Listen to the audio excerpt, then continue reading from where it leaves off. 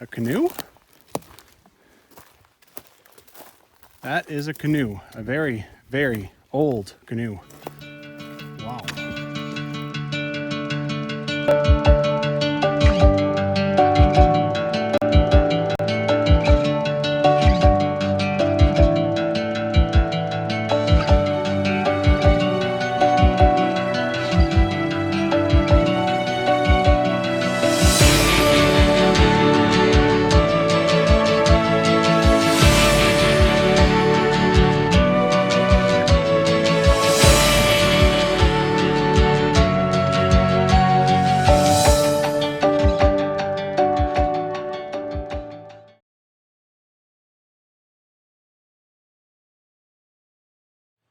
Hey everyone, Marc of the Trail. Today I'm going to go and do Golden and Cutt Lakes. Now, if you're going to go look in the Rocky Mountain Trail Guide, you're not going to find this. It's in this guy. This book was written by Don Beers, and it was a work of love. And he's self-published, and it's a wonderful book. It's not the easiest thing to get your hands on, and it's only going to get harder and harder as more and more copies get snapped up. But yeah, it's kind of a neat little thing. It's this is a bit of a smoke day, so I'm going to go see lakes. First off, this is interesting trailhead. I mean, it's an old trailhead, that's for sure. But, you assume that the parks would kind of have washed their hands of it. And yet, here's a little trail. And a very recent looking bathroom sign. Now, I can't believe they would bother putting a bathroom here. And, yeah, I don't know if you can see that. There's one of those little green buckets. Toilets that they put at primitive or semi-primitive backcountry sites. Kind of blows my mind. How often does anyone even come check that thing to see if it's full or not? Crazy. Also, there's an old corral. So you've got old hitching posts here. You even have a very recent sign saying, "Please don't have fires." So I think they almost expect people to come in here and camp. And yeah, an old corral. I mean, these old warden areas, I have found several old corrals like this.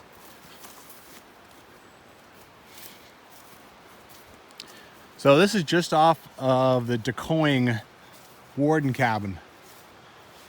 And that book, it has funny stories in it too. Apparently that cabin had a nice porcelain toilet. The problem was that it had no plumbing.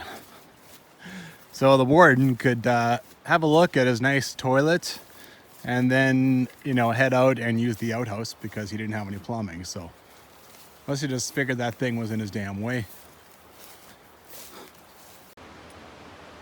Okay, I'm blown away again by what I'm finding back here. I walked through the corral, down a little trail, and this looks totally recent. I thought I would find stuff that's ancient back here.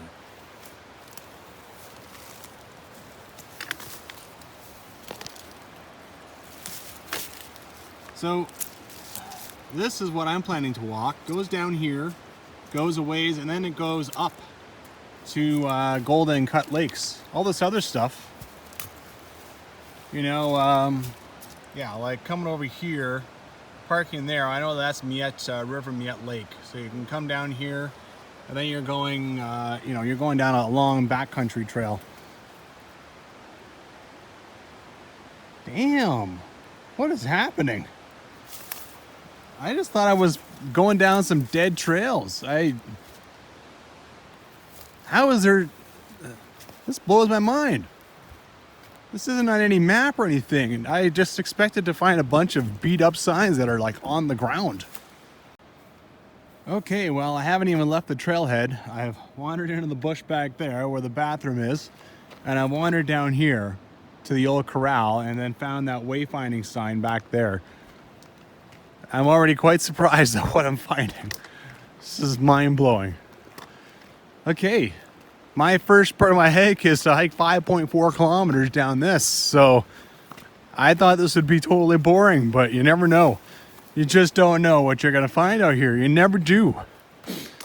It's crazy. Well, this is an old tote road, and as I was crossing this, I wondered, I already come to this. I've been walking 5 minutes. I wondered if this bridge would be replaced, but you know what? All this wood is new. Metal clearly isn't, but someone is putting money into this bridge, so somebody does use this road. Maybe it's for this AGT, this phone line that's going down here, or maybe it services some kind of pipeline, and indeed there is what appears to be a pipeline access road. So I think this does follow the pipeline, so that would keep this road going. This road apparently was, they call it a tote road. It was the original dirt road that came through Yellowhead Pass. It was built by Japanese who were interned in World War II. What's funny is on the other end of Jasper National Park, Celestine Road apparently was built by conscientious objectors in World War II. So, they have a lot of very questionable work practices happening in World War II in the park. Japanese on one end, conscientious objectors on the other. That's, as far as I know, that's people who were drafted who refused to go and fight. And then they just basically make them prisoners of war almost and put them in work camps. So yeah, this was the original dirt road that came through here before they took Yellowhead Highway over through there, blasted their way through the sides of some mountains and paved it, and that was the end of this road. So walking down a little history, it looks like a boring road, but once upon a time this was the only way through. I have done a ton of walking on old roads, fire roads this year. I did 100 kilometers on Celestine. The fire road on North Boundary Trail, most of it was fire road. This part here isn't bad because I haven't seen it before. So, walking it the one way isn't too bad at all. Now walking back is going to be boring. There's like 5.5 kilometers or something I have to walk just to really get to this trailhead. This is going to be a 20-kilometer day, but 10 kilometers is just on this fire road. So this isn't a fire road. This is the old tote road built by the Japanese. But, there's some things. Apparently at kilometer 3.7, there is an old oven. Now, my information on this trail is from Don Beard's book, which was published in 1996. And even his information says 1995 on it. So, we'll see what happens.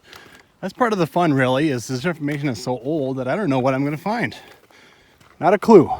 So, let's see what happens. So far, according to my app, View Ranger doesn't really give accurate distances. I'm not real high on it. I have to take whatever distance it gives me and then, assume that it's added on about 15%. Now, Mass with me, I can just make a waypoint at my trailhead, and then it'll tell me how far away it is as far as the crow flies, which works well in this case. So, according to that, I've gone about, probably now about 2.6 kilometers. So, yeah, halfway to the trailhead. Okay, I think I've spotted the oven that was supposed to be at 3.7 kilometers. It says it theorizes that it's dating from the Grand Trunk Pacific Railroad. Oh, yeah.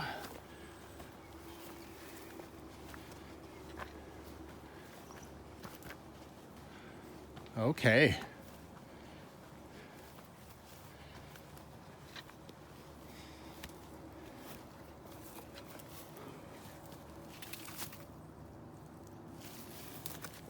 Wow, this thing will last another 200 years.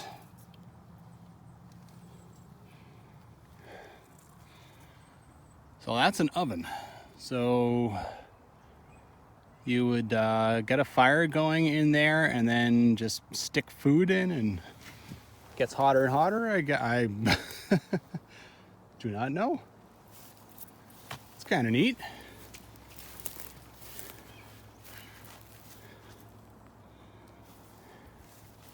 Pipeline again. Site of an old fire. Never know how old this could be.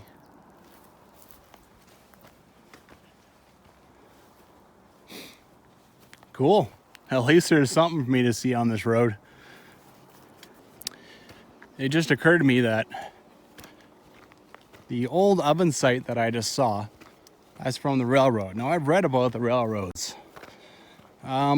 For every kilometer of railroad, in these bushes or by some creek, there is someone buried.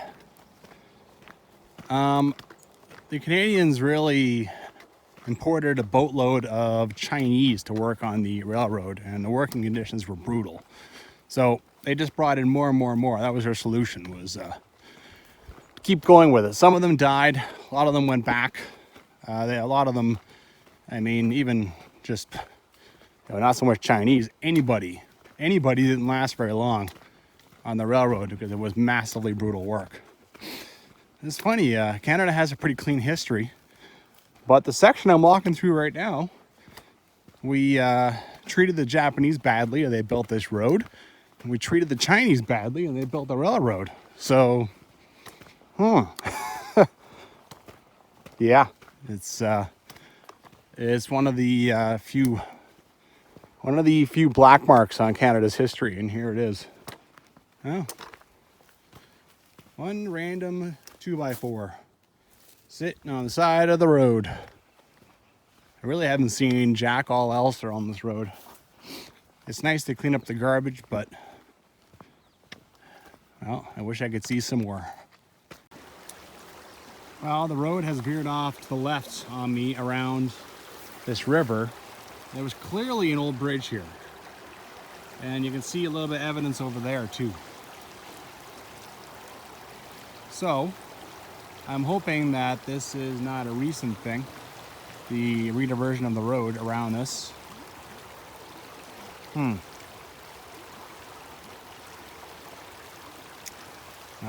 nothing to do but go forward and see what happens. Well, at that old bridge site, the pipeline crosses that creek, and now there's a clear difference on this road. This road doesn't service the pipeline anymore. The pipeline is over there, across that creek, so it doesn't, yeah. So now this section of road, its days are numbered for sure. Because you can see that vehicles are not coming down here and cutting the grass, mowing down all this stuff with their front ends. So I saw a box back there which kind of blew my mind. Probably should have put it on camera, but so there is a telephone line buried along this road. God, it must be ancient for them to have used this road. Just ancient. Could it still be active? Who knows? And in the trees, every so often, I see some pink taping. Nothing begs a question more than taping in a tree. I mean, it is the most random thing. The only one that knows why it's there is whoever put it there and whatever company they work for, assuming it's a company. Oh, there's one. Like, why? What is this taping for? Got a lot of mosquitoes to deal with out here. Just so random. Oh wow, getting pretty close to the highway now. I can hear them pretty clearly.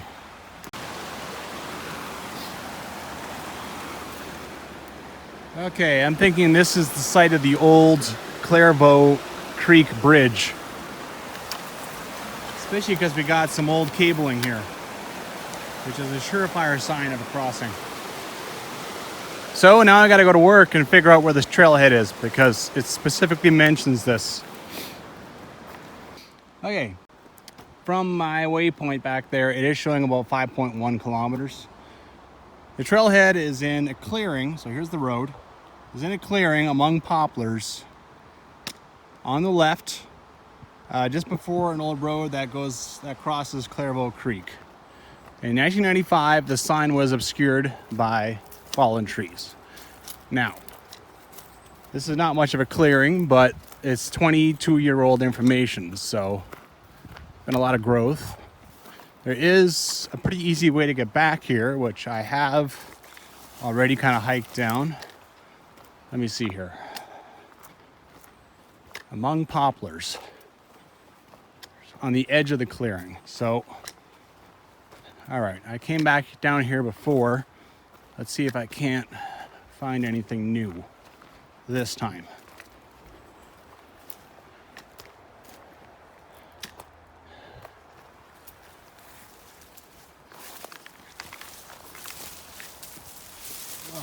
Ah, got you.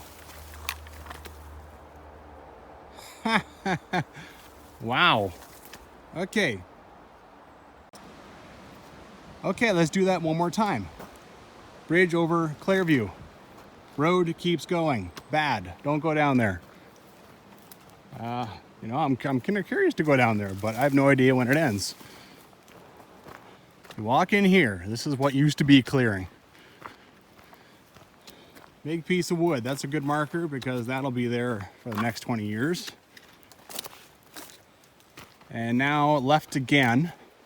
Coming down here. Right, going through a couple of old willows. Maybe I'll break some of these off, make it a little easier. And there we go. How can this sign look this new? Is it just not getting any wear and tear back here? How? Well, I found the trailhead. Wicked. Amazingly, the trail is in fine shape so far. Can't imagine who knows about this. I mean, yeah, it's in Don Beer's book. Other than that, I don't know anyone who knows this. I mean, this is going deep in the Jasper National Park system. Some nice blazes though. This, maybe I'm wrong. This is a very recent blaze. I get shocked all the time. You know, I think I'm the only one that comes and finds this stuff. I'm obviously wrong. That's not new, but up there, the book is a big new one from the looks of things. Man, blows my mind. Okay, so apparently I have come to an old wagon road. Now it's a little confusing as to which way I should go. That's the way I came from. Down here, and it is a trail, but I don't know what it goes to. And I don't see any blazes down there that are new. Wow, not only is this an old trail, but I've already come to a fork in the road in this trail, and I'm not totally sure where to go. So I was gonna head up what I thought was an old wagon road, but this doesn't seem like a road. It was just a path. So, yeah. And I had a look at my app, and it showed me only 110 meters from the trailhead. Oh boy, this is getting worse and worse though. Now it should be 0.3, that wagon road. So, yeah, that's 300 meters. I don't know here. So I'm following this, but it's disintegrating a little bit. So let's see what happens. There's a lot of trees down on it. Okay, well, this trail is getting worse and worse and worse and worse. This is as far as I'm gonna go. I'm not seeing those nice brand new blazes anymore. that somebody left. So I think this is just an old animal trail now. It might have gone somewhere once, but so yeah, I'm gonna head back up to the intersection, which is only, you know, maybe 75 to 100 meters back. I haven't gone far, and I'll try heading uphill. You know, my instructions just say follow the trail for 0.3. Doesn't say anything about this little fork in the road. So, but yeah, we'll see what happens here. If anything, the other trail looks like it'll be a lot easier to figure out if it's the right or wrong one, just because it's going to be much easier to hike. Mind blown again. Someone is putting out blazes, but they're also cutting. They also have a chainsaw.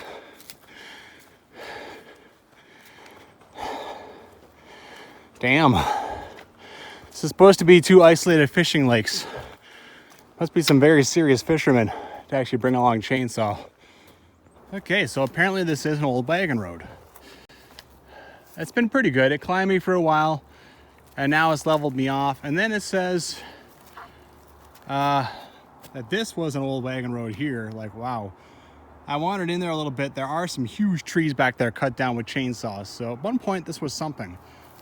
Now it's covered with some trees there and some stones, and you need to turn left and head uphill. And you can see there's a very clear blaze up there.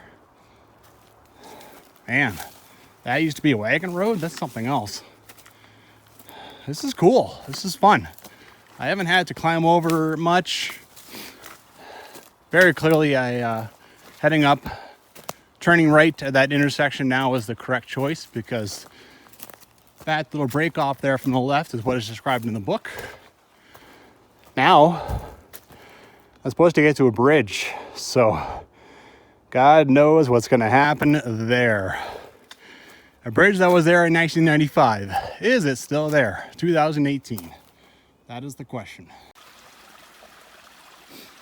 Look at that, will ya? There is a bridge. You don't even need one. You can easily just hop right across. But, hey, I'll take it.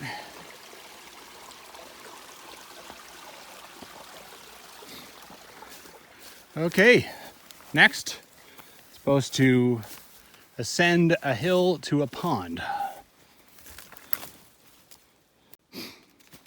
Okay, so this is where blowdown becomes tough. A tree with a lot of branches on it. And over there, that's one way to get around, but that sucks. All right, and over here, it's not much different. The tree extends a ways, and then there's other stuff, and then there's spruce trees, and yeah, like especially when spruce do a double blowdown, like 2 spruce trees, and then you got these huge branches, something else. So I'm gonna have to break off some of these branches and then climb over, probably about there-ish. Yeah, good times. Okay, so you can see the difference now. All right, that's the work I've done. Usually someone's already done this. This is probably a relatively new tree down. Fortunately, it's very dry. The branches just came right off for the most part. A little bit of wrestling. Spruce trees are not quite like that. When they're green, good luck getting those branches off. Anyway, time to climb over. Okay, I guess that's a pond. I seem to be at the top of this little hill, so carry on. Well, for the last little while, I've just been putting my head down and hammering through the trail. In a few places where blowdown has been a pain, but I mean, clearly, there's been a lot of chainsaw work on this trail in the past. So when the tote road went by this trail, I think that clearing that was supposed to be there, or this kind of is there, but isn't there anymore, that was parking. And this was a good old-fashioned trail. Now, like 99% of the time I can make out the trail all right. A couple of times I've had to stop and inspect the ground pretty closely. But there've been a lot of blazes, and that is really helpful.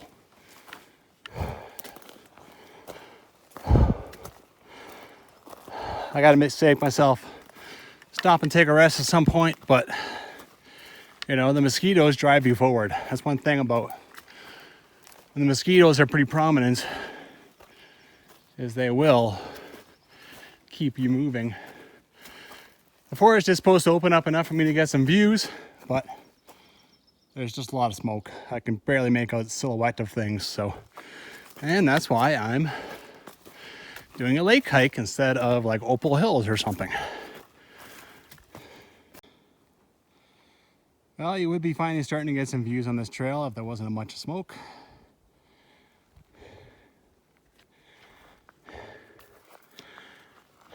I was just thinking about why this trail is basically abandoned now. Big reason I'd say is the tote road went away from it, but also it's just encrusted in forest. Until now, I may be half kilometer from the lake. The first one anyway, Golden Lakes. Apparently called that because a warden tried to stalk it with like golden trout or something. I forget which actual fish it is. That didn't work, so,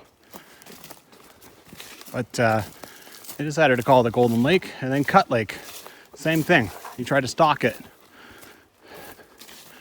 with like cutthroat pike or something. Hell if I know. I don't know fish. Well, the book talks about that sign, and basically it claims that it's only 400 meters, not 1 kilometer. But I have arrived at Golden Lake, and there are surprises. I suppose, unsurprisingly, there are surprises. A little fire pit and a canoe. That is a canoe, a very, very old canoe. Wow. Is that duct tape on the bottom of it?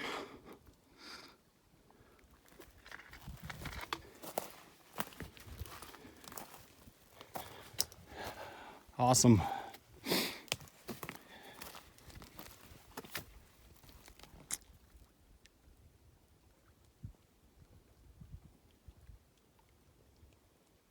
A lot of red.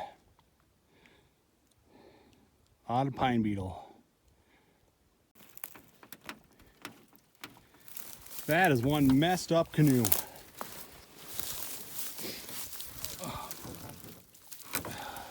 Wonder who decided to abandon it here. Company? Individual? If I pushed it on the lake, I'm sure it would just sink. Crazy. I've said it before and I'll say it again. You never know what you'll find, even on an abandoned trail. I just found that. That's the gunnel of the canoe. And that little piece of wood there, that was the seat. I'll leave that baby there for someone else to find and chuckle at.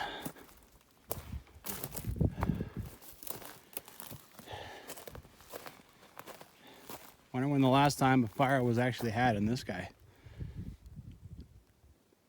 Well, the trail to Cutt Lake is even more overgrown than it was to Golden. That is the trail right there. I've been climbing around a lot of stuff.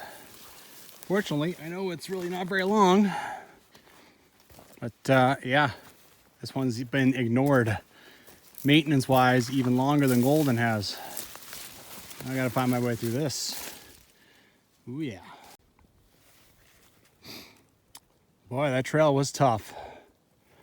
But I found myself at another lake that looks just like every other lake.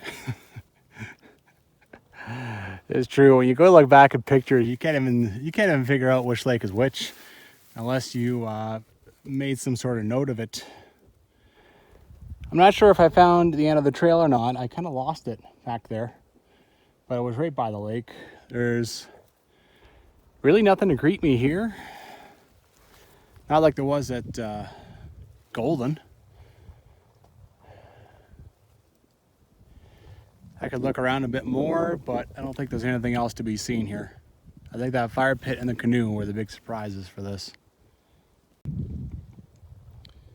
Well, one last look at Cutt Lake.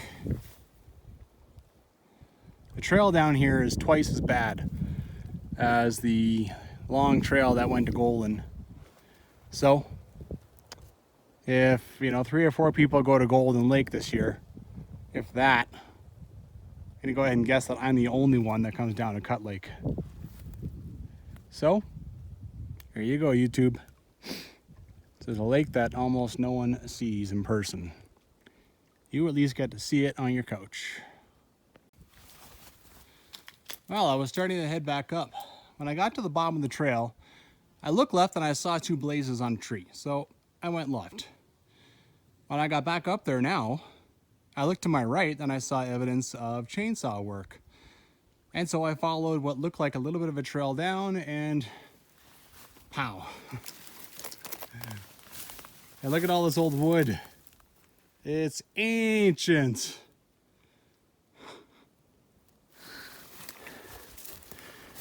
The beauty of fire pits is when you stick them in, they last a billion years.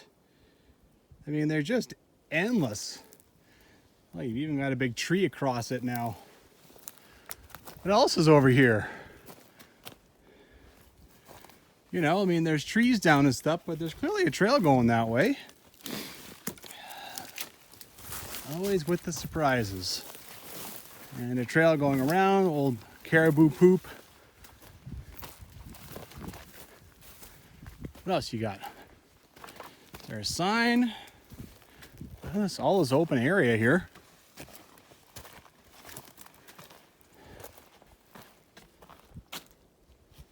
This is a trail still going this way. What the hell? It's just gonna peter out though, isn't it? Or just get into so much deadfall and crap that I don't want to climb over it. I don't want to know that bad. There's nothing over there. Cool though. I found another fire pit.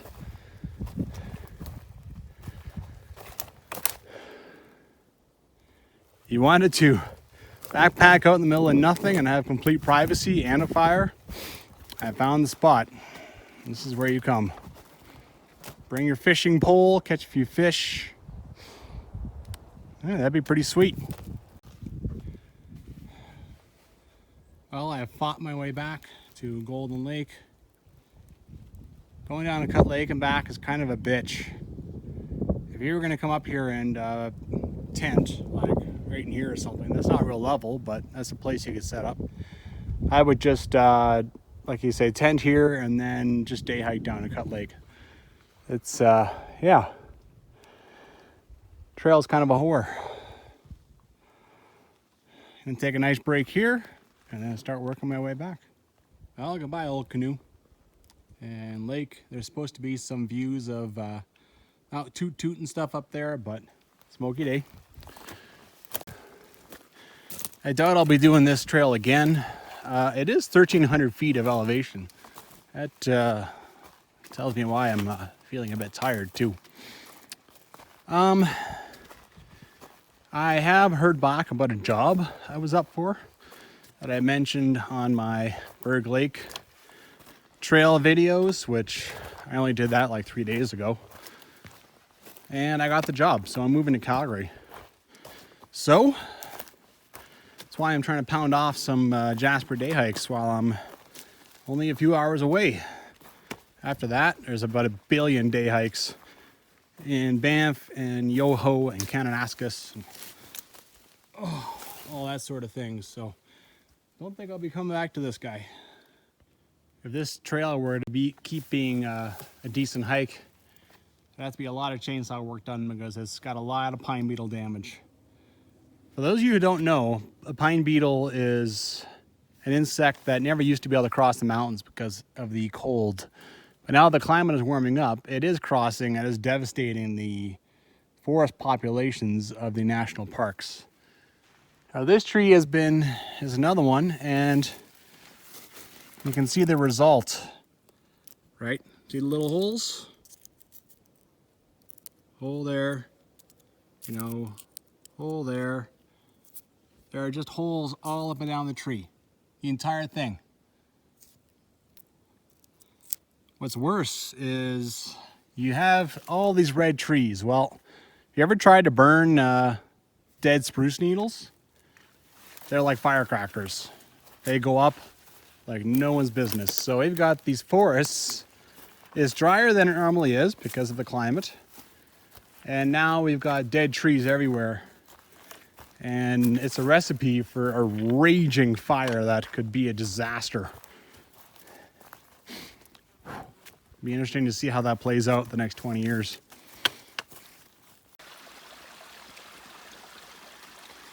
Making some pretty good strides. The way down, there's always a lot less to shoot because, well, I've already found my way. And I'm just walking back the exact same way. It's also easier unless you've done a huge amount of elevation. Then it gets tough on the knees, but this trail is not bad. My knee's holding up. I got a knee brace for it, that helps. And it's coming along. Well, I'm back. I don't know why, but this seems really exaggerated. In his books, the book I used, it shows Golden Lake as like 4.3 and Cutt Lake as 4.7. I mean, I've seen exaggerated trail signs before. I think the idea is to dissuade people who aren't in good shape from doing the said trail. But that one is really exaggerated. At least in my opinion.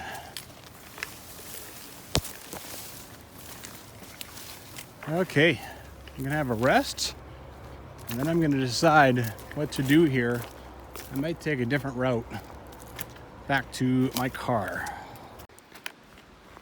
Well, I can go back the way I came, or I can continue down this road till I get to the Dorothy Christina Burial Lakes trailhead and then hitchhike back. That is about 4.5, 5 kilometers in that direction. It's basically the same distance as if I just walked back, but then I have to hitchhike. I like hitchhiking as much as the next guy, which is I don't like it.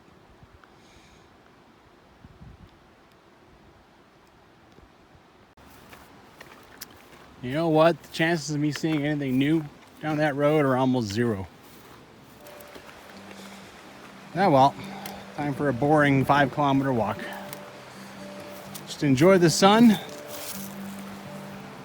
enjoy nature, enjoy a babbling creek going by. There's that box I mentioned. I still find it shocking to think that there's anything along this old Yellowhead road that is still being used. I mean, you think they just rip up their stuff and leave all the line in the ground, which I'm pretty sure that's what they do.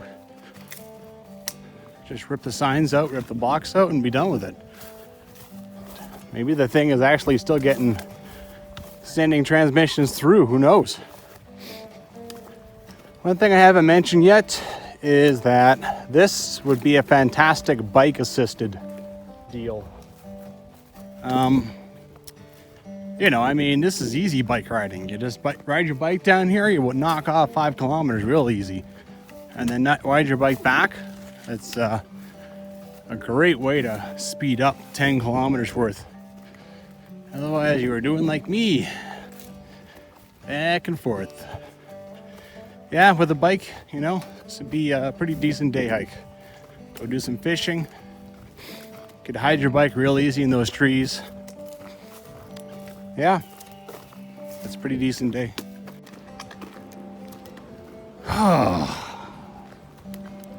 Well, here's the car. 19.5 kilometers. About 1,400 feet of elevation. That is a pretty solid workout. Oh, I would definitely suggest using the bike. And you know, if I was into fishing,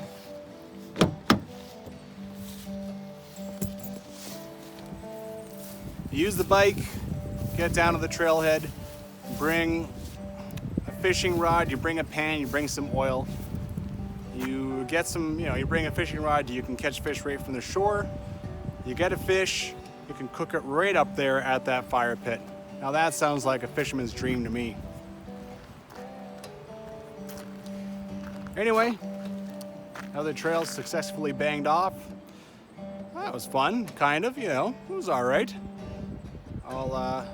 Yeah. Tomorrow maybe something a little more fun. Let's hope the smoke lifts. I'll go do like Opal Hills or something. All right, get out there and hike.